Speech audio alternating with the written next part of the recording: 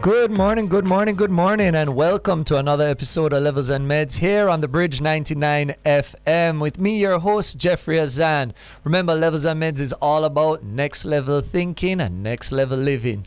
Today, we're going to be talking to a phenomenal woman. Turns out that through the web of connections, I actually knew her before I knew her, and she actually felt a connection to me through the spirit that works through all things. So we're going to get into all of that, but it's been a fantastic pre-show interview, and I'm excited to share some of the elements that we've been discussing with you guys today on the station. Remember, you are tuned in to the Bridge 99 FM. You can pick us up on the entire 99 bandwidth. That's 0.1, 0.3, 0.5, 0.7, and 0.9. If you want to see what's happening, because remember, this is visual radio, you can check us out online at thebridge99fm.com. And if you're on the move, you can download our mobile app in the Android Play Store or Apple App Store simply by searching The Bridge 99 FM, all one word.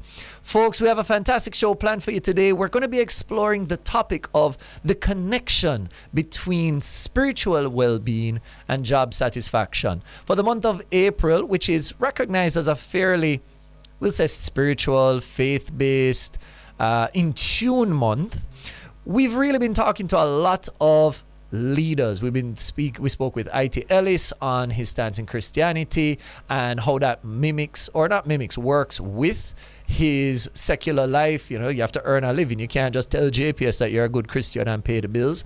We spoke with Paula Herlock about spirituality in the workplace. We spoke with Dada G, a Hindu monk who now serves in Jamaica as a principal of Ananda Marga, teaching people about the way of bliss. And no less than that, we're having a fantastic guest with us today. We are speaking with Carol Miller.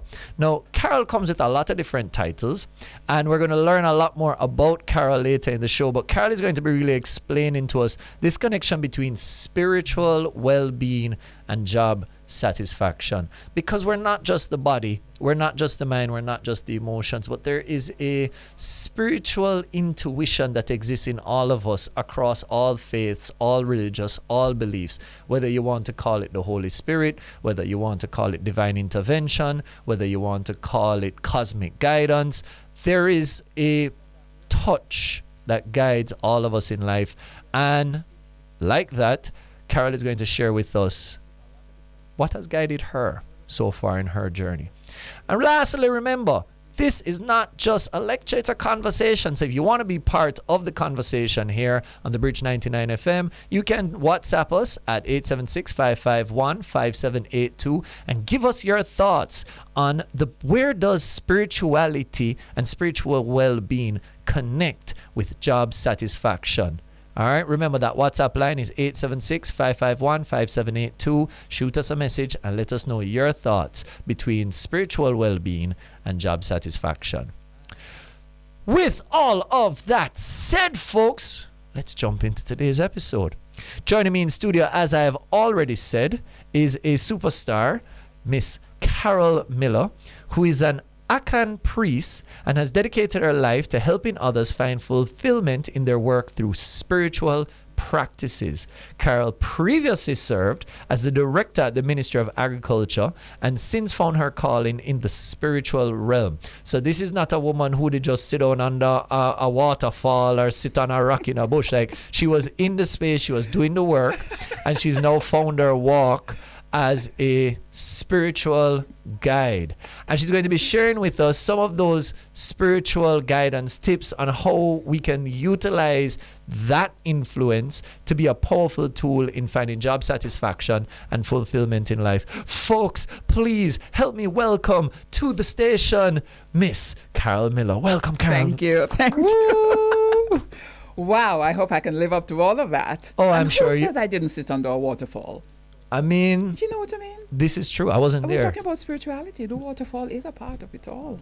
You know, the show has begun, folks, because just this weekend I was doing just that, you know. Well, see? I went to Portland and I found myself sitting under a waterfall. That's right. And I have a lot of respect for Eastern practices, and a martial arts student, as we were previously discussing. And you Wow. know, that iconic image of the monk sitting under the waterfall meditating. And I said, I want to try that. And I was sitting on the waterfall, and of course the water is pounding in my head and my shoulders. And I found it very enriching and enlightening because I couldn't think about anything else other than maintaining my spot underneath the waterfall. What benefited most from you sitting under the waterfall and with the waterfall? All right, that question threw me off. What benefited most sitting under the waterfall and with, I noticed that second part, with the waterfall. I would say maybe despite the intense focus I had to apply, there was a level of calm and centeredness. So if anything benefited, I would say it would be my mind. My mind was working, but it was centered. That would be final answer, Regis, locking it in. How did you feel after sitting under the waterfall? Imagine, okay, so to explain that, what I felt was, you know, when you like tense a muscle really tight, and then as I came out, because it was really the transition after the waterfall. I can't say I felt anything during sitting under the waterfall, but right as I came out from under the waterfall, all the tension within the body just totally melted away. Just and as if, that's the effect of a mind energy at work. It is your spirit that benefited most from sitting under the waterfall, because water, by its nature, is spiritual. It is sacred. But before I start, I'd just love to give thanks and honor and praise to the ancestors of this land, those who walked on this earth, this part that we call Jamaica, before us, and who are the reasons we're here today. Because had they all died and not fought for their freedoms, to live, to give birth to us and all of that, we would not be here. So just first, I just want to honor them. I want to give thanks. I want to be in gratitude for the fact that I'm here, for the fact that I'm in this beautiful land we call Jamaica. Our ancestors may not have come here on the best of circumstances, but they came. And so today we're here. And any conversation we have, we must remember that they're present, that they're guiding, they're participating. So I'm so happy. I'm not here alone, and That's you're right. not here alone. That's right. So all those who were with us, we honor you, we thank you, we ask you to bring the wisdom. It's interesting you talk about the month of April. This is the month in which I was born. There we go. There we go. You see all these There connections? We go. All these connections. Very recently, I met a woman who was Mayan. We had a conversation, and I was talking, and she was surprised that I had not been to her country because I was talking things that she could recognize in her country. She said to me, "What month are you born? What month are you born?" So I said, "I was born in April." And she ran off. And she came back after with a little pendant, chain with a pendant. And on the pendant, it says April, and it gave some dates. And it said wisdom. So we're praying that the wisdom that naturally walks with April will attend us, even though we have a few days left. It's not too little. Let us grasp that, as much of the wisdom. Let us grasp that. Folks, the lessons have begun. The lessons have begun. Love it. I don't feel like I need to introduce her any more than that. I feel like that was a good touch as to who we're talking to today. Connected, intuitive, and knowledgeable on all things. Wow. That's how I feel. That's how I feel. I'm not going to say no, because the ancestors know. Right. And if they know and we're connected to them, then you who know. says we don't know? Facts. Folks, I don't know what else to say. So we're just going to jump into some of the key points that we want to discuss today. All right. First off, so for those of you who are unaware, the Bridge Nation, every Levels and Medz, gets a question, and they need to give us some feedback on said question. So, Cara, we asked the Bridge Nation, does spiritual practice have a place within the workspace? And if so, how do they feel about it? And we really got, I would say this might be one of the widest responses we got, because we got every variation of no and every variation of yes. People were no, absolutely not. Some were yes, because we are part spirit. So if there's no spiritual practice, then how can we even do our work? Some people said yes, but limit it to a personal space. And some said no, because it is a personal thing, it has no business being in the workspace.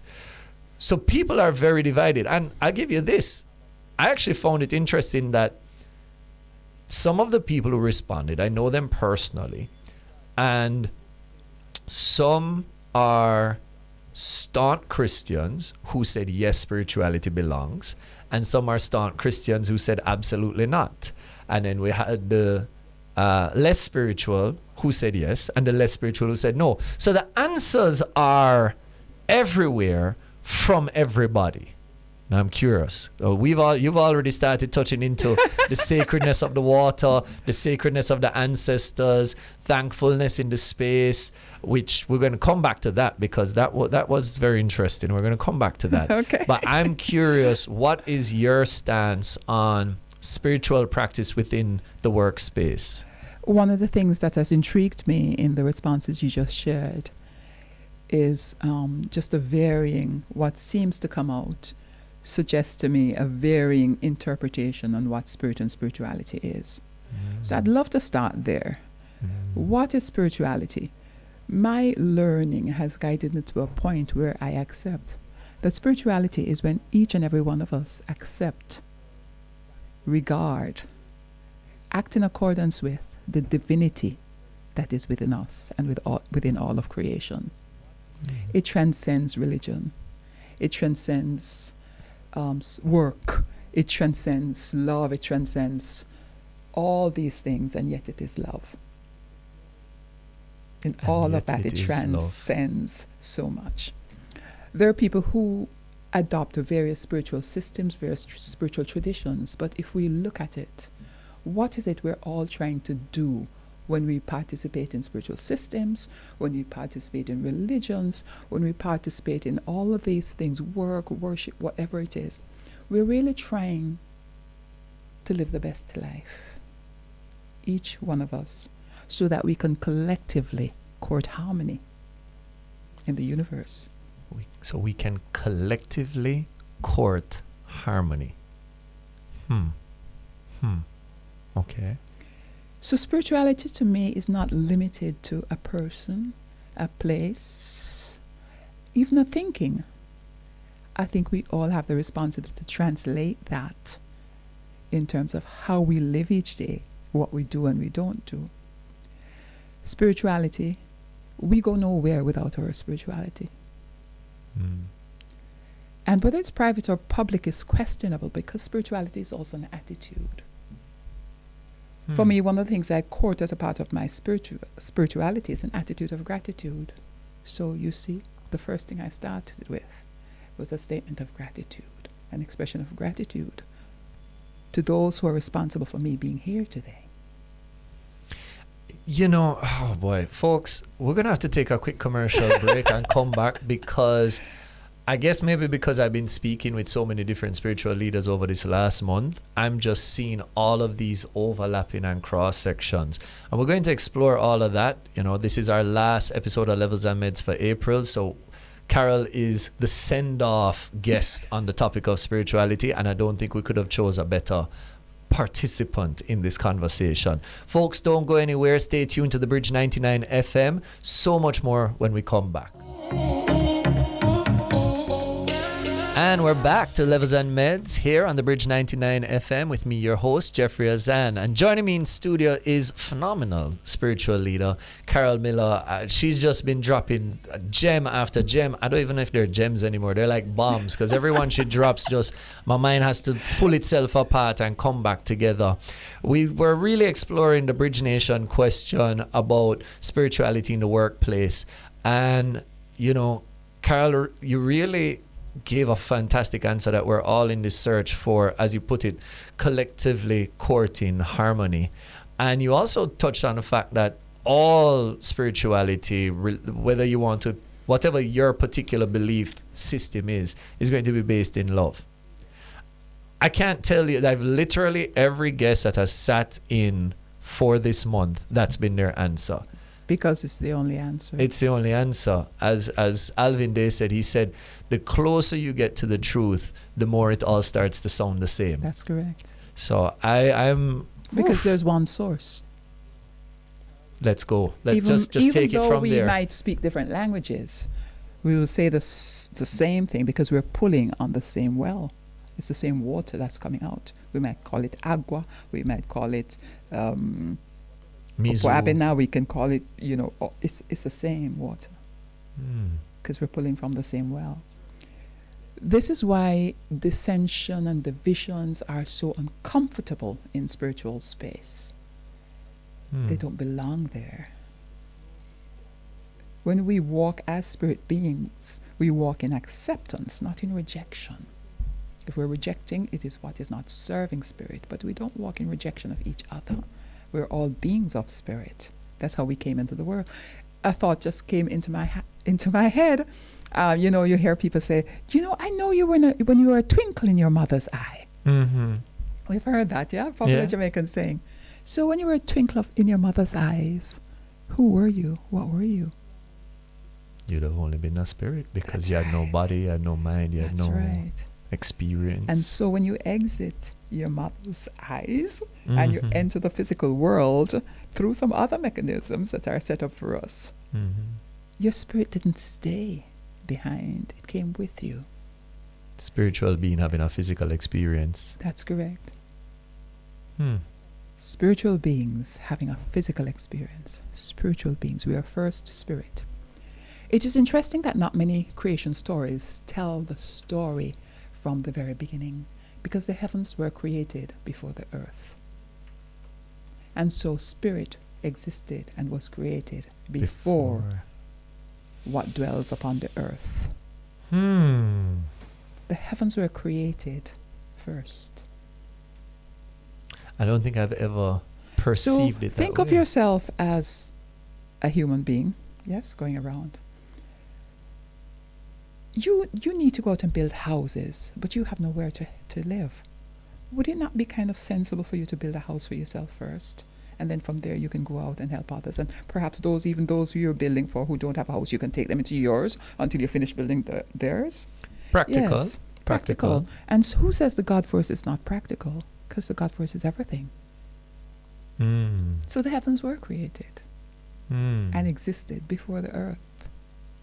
I don't think, I know the story from a Christian perspective, that I was raised Christian, and so my scripture knowledge is strong. Was the Word. And the Word was with God, and the Word was God. God is a spirit. That's what Christianity teaches. God is a spirit. That's what all our spiritual systems and traditions teach us. Ways of life teach us. God is a spirit. Spirit existed first. All right. No, you see, I think we need to backtrack a little bit.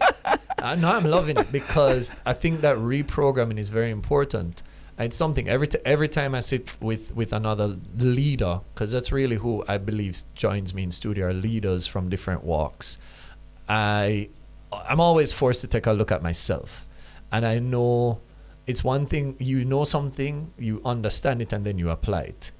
And I think a lot of the leaders, like yourself, and you particularly right now, are that soundboard, and you're that mirror. And I'm looking and I'm saying, Jeff, you know the spiritual element part, but you're so focused on the physical element part. We're going to come to how do we correct that, or not correct it, but before you go on, can I say something too? Because we connected around martial arts this morning. Yes, we just so connected around martial arts. Both of us the same school, the same style. But I will say to you, the sensor comes in and he says, okay, we're going to practice punching today. We make our fist very properly. And the mind knows that to make the fist, you have to put the fingers here, you have to roll that over, you have to lock it with the thumb. All of that mental process happens. The physical body is involved. And you start punching. So your technique is perfect. Your mind has made sure that your technique is perfect. And your body is moving, going through the motions and all that sort of thing. By the time you get to your 100th, 1000th, your 500th, and more punch, what's carrying you? Certainly not the body, because you're ready to collapse long And before. certainly not the mind. It's tired, it has shut off. What carries you beyond that? That would be spirit. That would be spirit. How do you then go to work without your spirit? You know, your spirit is like, in the old days, American Express had an advertisement, and they crafted the advertisement, you know, it's like, don't leave home without it. Right. I Do you remember that campaign. I remember that So campaign. that your spirit and you have an American Express plan. You don't leave home without it. How then do you go to your workplace and say your spirit and I'm the a leading expression of your spirit. spirit? The expression of your spirit when you go to workplace is even how you greet people. Are you greeting in love? Are you greeting with a real clear prayer for the well-being of that person that day? Are you greeting with a prayer in your heart that that person is going to do well at whatever it is they're doing today? So then the question is raised, could it be argued that that may be part, if not all, of the reason that we're having so much dissatisfaction in the workplace is people are fighting with the spirit and saying, well, I just have to do the work. And because they're not connected, because they're not particularly aligned, because they're not feeding their spirit in what they are doing, in what they are exerting, it's the final product, though might be work related in a productive, efficient, and effective manner. The personal effect is dissonance, friction, emptiness, almost while creating productivity for work, you're creating an abyss within self. We have a situation, especially in our country, where as Jamaicans, people say life hard, right? The rain a fall and the dirty tough. Our prophet Bob Marley spoke to all of these kinds of things. People do not have the opportunity, as they should, to approach and accept jobs from a point of spirit, from the point of view of spirit, from looking to see how this job advances me as a spirit being, how this job allows me to walk into my destiny, how this job helps me to fulfill the mission and the purpose for which I've come to this earth. How will this job help me to manifest myself as the highest spiritual being that I can be? We don't take any of that evaluation into a job. We don't consider any of that when we're accepting a job. We don't consider any of that when we're looking for a job. We're looking for money because we have daily needs that require money. We have to buy food for ourselves. We have to buy food for our children. We have families to support. We have a dog to feed. We have cats to feed. You have pets. You have all of these things. Many would argue it's survival over fulfillment. It's survival that we're striving for a lot of times. But that's not what we really ultimately should be striving towards, because survival has to be fed, has to be looked at as to how your spirit not survive, but thrives in this earth journey, on this earth space, in this earth time. Why are we here? It's not to make money. Unless that money satisfies and feeds your spirit so that the spirit learns, that the spirit grows. We left the heavens as spirit beings to come here because there's something we're to learn here. There's a way that we come here because we have a need to advance our spirit in some way, shape, and form. One of the goals of spirituality, is to become godlike. What does that mean? Because I have created them in my image. Every journey you take, whether it's in the earth space or some other spaces that we earth dwellers don't even think about,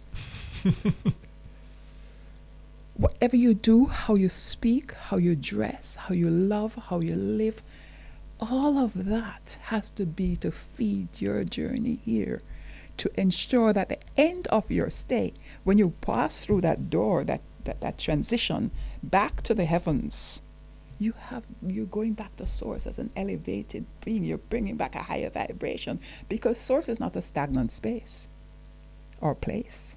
Source is not. It has also to grow. You know, one of my dates explained something to me about that thing with the source. He said, look at Jamaicans.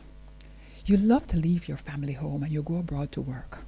And you're sending money back home. You're sending money back home so the children can go to school, so the family house can be maintained, so you can build a room onto the house and everything. So when you come back from your sojourn abroad and come back, what are you looking at? More educated children, a bigger house, or a prettier house, or a house with more appliances. So source is not stagnant. Source is not stagnant. All of us who come out here in this earth space, when we return, we're going back having learned some things as spirit beings. We're bringing back lessons. We're bringing back light. We're bringing back higher vibrations to support that source space that we talk about. And we do that in every sphere of life. Work is a very important sphere of life. One, because we spend so much time at it. We spend so much time at it. We have a 24-hour day. 8 of that is work. If and you're lucky. a lot more if you are in imbalance.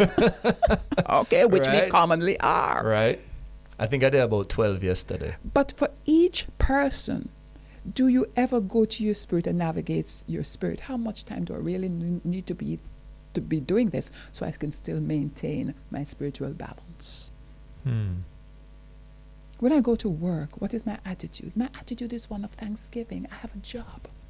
Some people do not. I have a job. I am grateful. Now, if you have that kind of attitude, how do you speak to your coworker?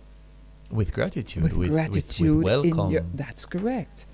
With gratitude in your spirit. So I don't want to keep that private. Because one of the things that we talk about with job satisfaction, we talk about people in the workplace feeling valued. Right. When I speak to my co-worker with gratitude in my spirit, gratitude for my job, gratitude that I'm going to have a paycheck at the end of the month, I can buy somebody something, I can buy this food, I can go to the supermarket. I want you to know that I am grateful for being here, working alongside you. You're facilitating me here. You're somebody I can say hi, hello. Right. I can feel that, yes, I'm still human. Because that greeting does that for us. It validates us as human beings. You know, they say people are people because of other people. Ubuntu. People are people because of other people. Okay, yes, I can see that. That's right. And in my workspace, I have you there to keep constantly validating me as a Right. human being in this space, reminding me of my responsibilities, Yeah. to be in ceremony with you. And other business coaches and leaders from a different angle speak to that consistently. One particular coach that comes to mind is Simon Sinek, that one of the things he came to realize is that when everybody went virtual in COVID, that It removed so much. it removed so much, and what happened is you had a spike of productivity because everybody got what they of wanted. course. I Was got staying no home. distractions and I got to stay yes. home. And then it fell. And then it drastically. And so what he's had to implement is, even though their operational system facilitates virtual, they have a 1-hour session every week. That's right. That you just talk. Because How's people life? How are the need kids? people. Our spirits need always to be in ceremony with each other. Job satisfaction is when you go to work and you feel valued.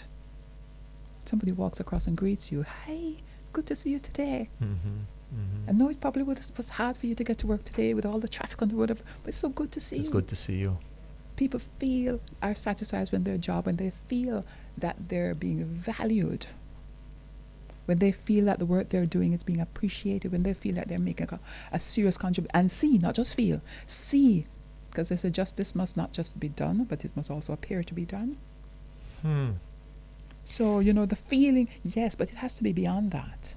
It has to be seeing the contribution you're making in the space. An employer gives you a job to do, and okay, write this document, and he sends it off, and in the end, that document helps to bring a client in or something. But because you wrote this client, his name is, he came in. You feel, yeah, I did that. I contributed to that. Right. It is your spirit that feels pleased. It's not your physical body. It's not your mind. Your mind and the body serve the spirit, never lose track Never of the that. other way around. Never the other way around.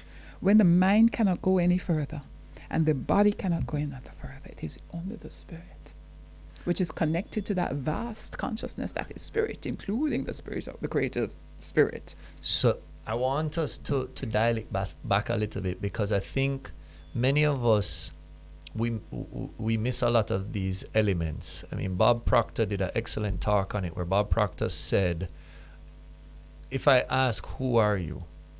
And you give me your name, that's not who you are. Those are identifiers. One way of identifying Right. yourself. And yes. then he said, we don't say, I am hand, I am foot. We say, this is my hand and this is my foot. This is my body. So the question is, who is the my? Who's represented by the mind? Who is represented by it? I don't think many of us are taught how to identify that my, or in some conversations, That's true. The I. Can you give us some practical guidance? Because it's going to be very hard to fulfill the spirit if I have no idea what it is, if I've never taken some time to identify it. Can you give us some practical guidance on how we can go about identifying that spirit so that we can strive to be more aligned to it? That's right. So, I think I earlier said accepting, recognizing the divinity in yourself. That's your first step. We've come up with some frameworks of mind, body, spirit. I like the Right. framework of spirit, mind, body. Okay. Because yeah. I like to lead with the spirit. It's my reminder to me to lead with the spirit. Right. Because if the spirit doesn't exist, you don't need a mind, you don't need a body.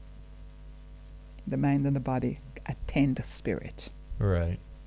If God doesn't exist, he doesn't need those angels and those deities, yeah? Right. Because they're True. created to worship. Right. So if there's no spirit, we don't need mind and body. Those are like deities who are created to serve us. They're important, but they're created to serve the spirit. This is the dress the spirit needs to walk on in the earth space. Okay? The mind needs to process the directions that are given by spirit. The body needs to be the physical being that manifests and moves and all of these kinds of things. You can't dance. Spirit can't dance without a physical body. No matter how much it No wants. matter, you know what I mean? So we need our physicality, we need our mentality, but what we have to recognize is how those are juxtaposed against our spirituality. And once we start examining that and seeing that we are first spirit, why do you eat? Why do you drink? Why do you have a conversation? Because your spirit needs that. The mind and the body help to facilitate all of those things. But recognize that you're first spirit. You existed in the heavens, in the spiritual realm, before you came into this earth realm. Now that alone is a big change in the psyche of many people. Because what do you mean? Some people find it very confusing if I would say to you, I am God. But we look at a painting somewhere, and it's a painting by a David Pottinger or something. I would say, or Huey. I would say, but that's a Huey, and that's a Pottinger.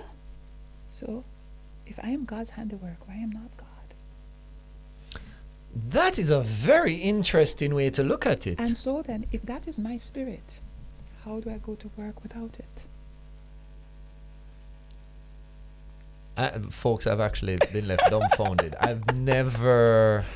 But you're absolutely right. No, we identify artwork And not other by works. the work. Right, well, we Music, identify music. We do the music too. And we identify that's a Bob Marley That's song. right. That is a...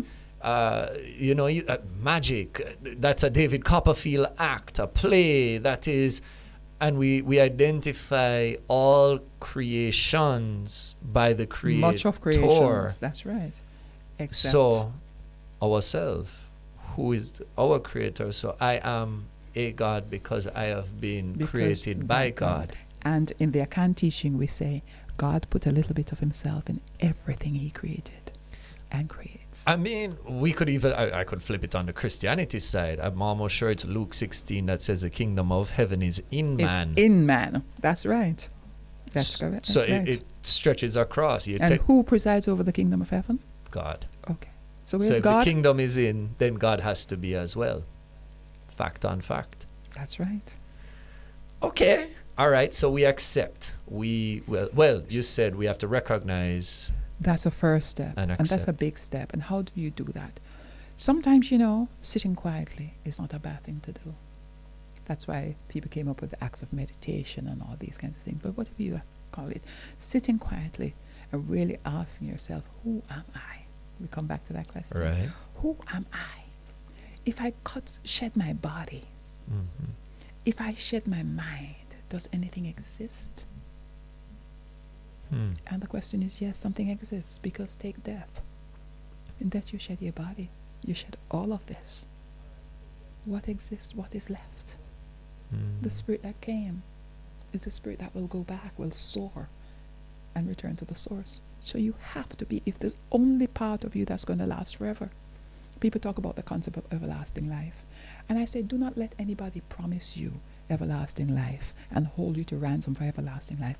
Everlasting life exists because spirit exists, will always exist, has always existed. That's everlasting life. When we kind of move into the understandings of these things, then we are becoming and allowing our spirit to be. And that is spirituality. Spirituality is allowing your spirit to be, acknowledging it. And when I say to be in charge of some of the thinkings, the desires, the actions, your life. All right? Recognizing that you're not leading with your body. You're not leading with your mind. Your mind has to be given something. And all of the mind body is fed by spirit. This does not negate that they carry intelligence, but spirit is the greatest intelligence of all. Okay. Break that down. Why is spirituality the greatest intelligence? Because nothing exists outside of spirit. So all things. All things exist in spirit, as spirit. Therefore, all knowledge must be connected Spirit. to spirit. And we say all knowledge is present because all spirituality is present. Spirit is always present. All knowledge is present, but not all knowledge is revealed at any one time and to any one person. But The it's all revelation of present. knowledge is a journey. That's your spiritual journey. Your spiritual journey is your journey to knowledge of all kinds. Of the mind, the body, and how they work together, of spirit, yes, of what you need to nurture your body, because it has to house your spirit. That's what you need to nurture your mind, because that's that's the spirit's laptop. Does all the The calculations. mind is the spirit's laptop. It's this processor. Okay. All right. Yeah. Interesting. What does a laptop help you to do? Process. That's it. right. Yeah, it just takes information That's right. and access to information and processing of information. That's about it. What does your mind do? Access information, record information, and process information. Yeah. Pretty much. So, folks, this show's over. I don't really. Is it already over? No, it's not over yet. We're not. I think we need to take a break because my processor needs to cool down. Your laptop give you the heat signal. This has been quite a journey so far. We're going to come back and we're going to speak a little bit more directly about, okay, we've acknowledged, we've accepted, we've recognized our spirit, we're working to be aligned with it, but maybe where I'm at in work is not aligned. How do I make those corrections to move my life forward in that more fulfilling way? That and so much more when we come back here on the Bridge 99 FM. Don't go anywhere. We'll be right back. And we're back to Levels and Meds here on the Bridge 99 FM with me, your host, Jeffrey Azan. Folks, if you're just tuning in, we've been talking with spiritual, I don't even know what, guru, coach, guidance. She says student. I don't know. I feel like she did get a promotion somewhere along the line.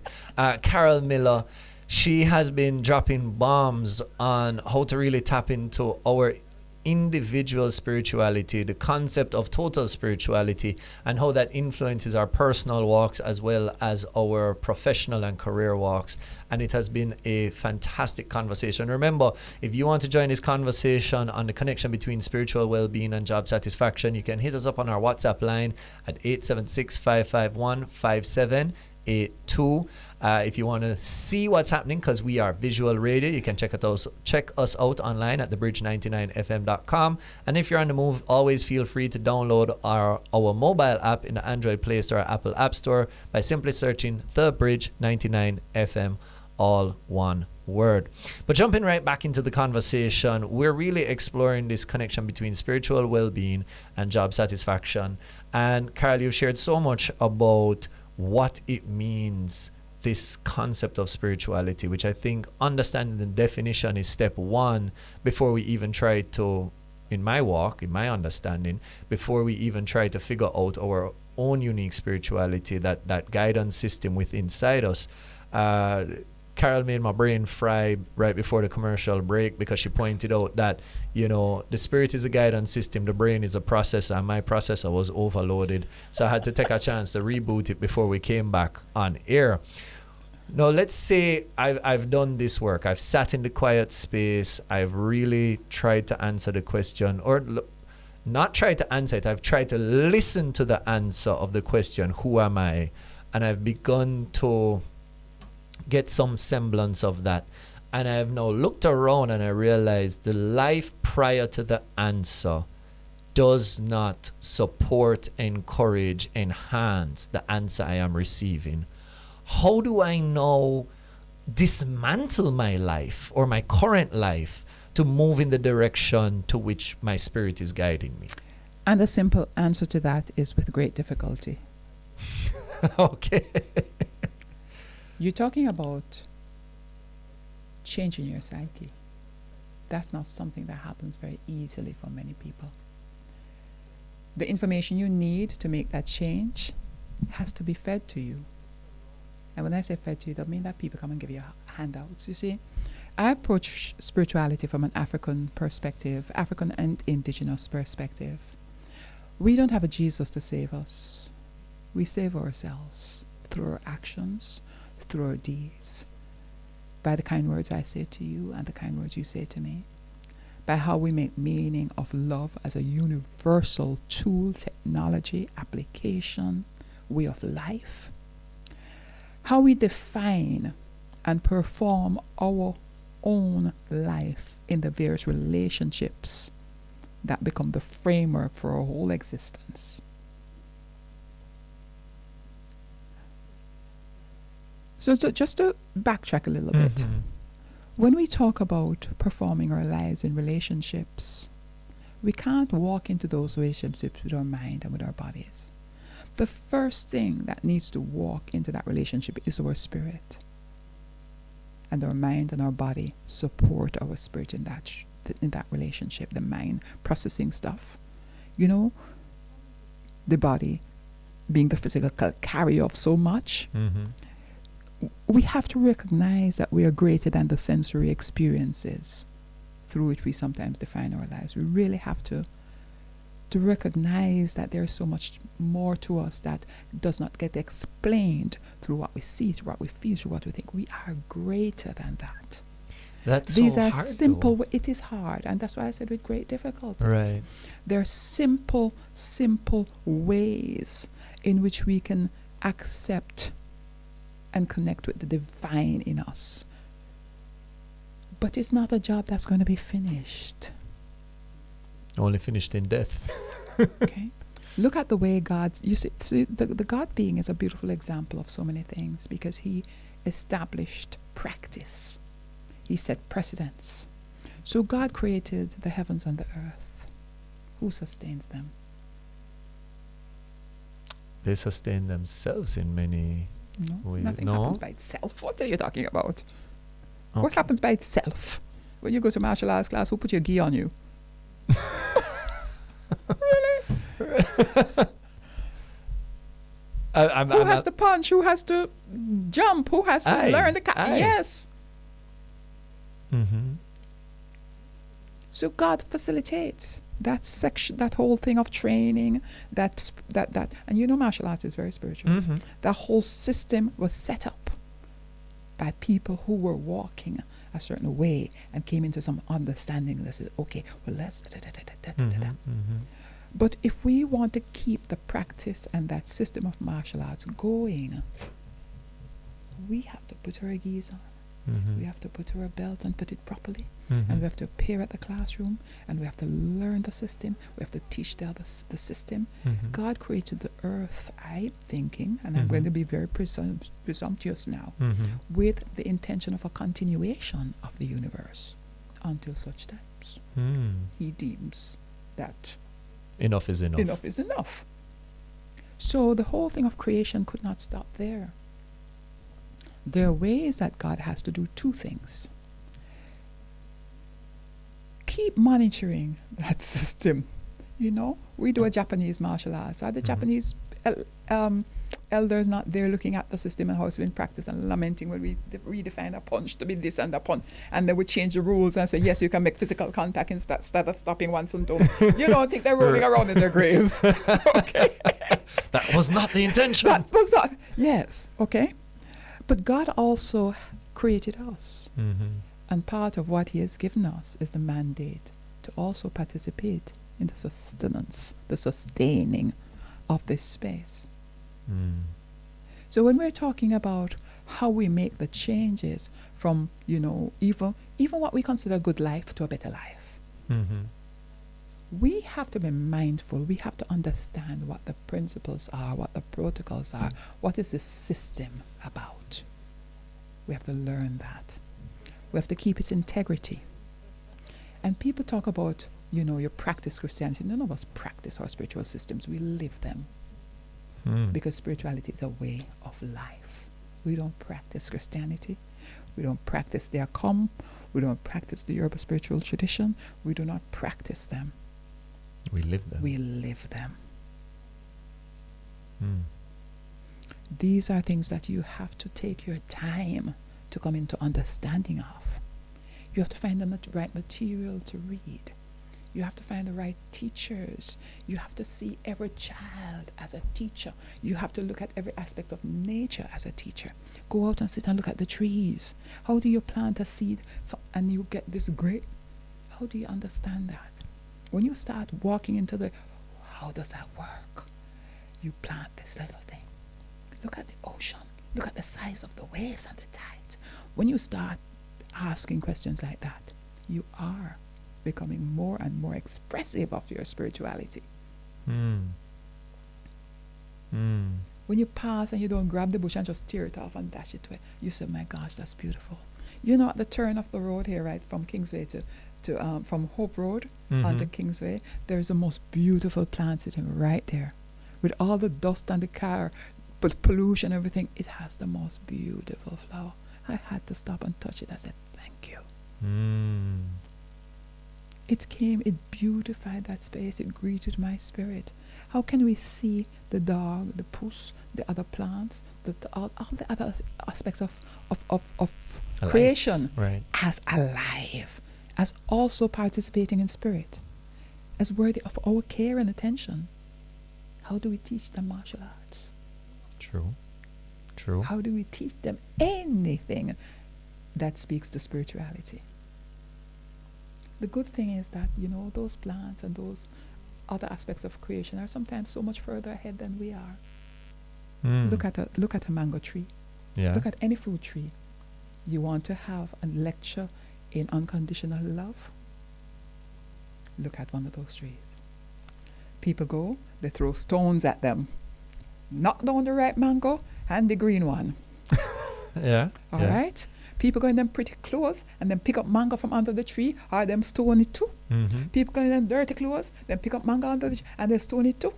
The sober mango, the drunk mango, the mad mango, the same. What the mango tree do? It just bear again next year. I just feel like that's where we end today's episode. the parable of the mango tree. Sorry. No, I'm good. Listen, you just gave me a new teacher in life. You know, I'm never going to look at a mango tree or any fruit tree the same way again. Exactly. Because when you want to talk about leaders and teachers and spiritual elders, those are what you talk about. The trees, the birds, the bees, nature. Nature's unconditional love. I'm merely a student. Wow. Folks, wow. I trying to put all the thoughts together, but for me, the parable of the mango tree, that's where we're wrapping up today's episode. This has been a phenomenal pleasure sitting and learning. She says she's not a teacher. She says she's a student. Well, guess what? She's a more advanced student than I am. So I'll take Senpai. Yes, my senpai. All right, folks.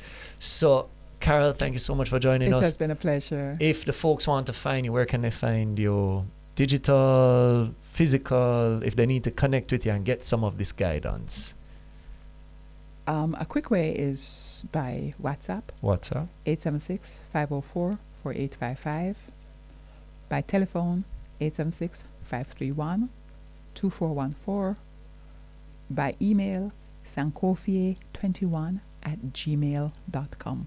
Sankofie. And that's SANKOFIE 21 at gmail.com. All right, folks, there you go. All the avenues to talk to Carol, to explore more on this conversation on spirituality, and let her be your senior student to guide you to the masters and the teachers to really enrich your life. But I think what I really want us to wrap up this episode on is the reality that you really can't have job satisfaction without certain level of spiritual well-being, because as you said, we have an American Express plan as well. We can't leave home without it. Home without it. So if we're really going to be looking for that next level in our own lives, folks, we have to spend a little time digging down into our own spirituality. Consult your spirit before you take a job. Consult your spirit. And so much more to it. Folks, thank you so much for tuning in. Big up to my producer as always, Dom's taking care of stuff, handling business. Big up my technical operator, Kev. Coming up next is a Timeline show with your favorite DJ Phil, here to share and enhance and empower us with so much more and entertain us for sure. Folks, you've been tuned into the Bridge 99 FM. This has been Levels and Meds with me, your host, Jeffrey Azan. Remember, Levels and Meds is all about next level living and next level thinking. And until next time, have a great day and don't stop leveling up.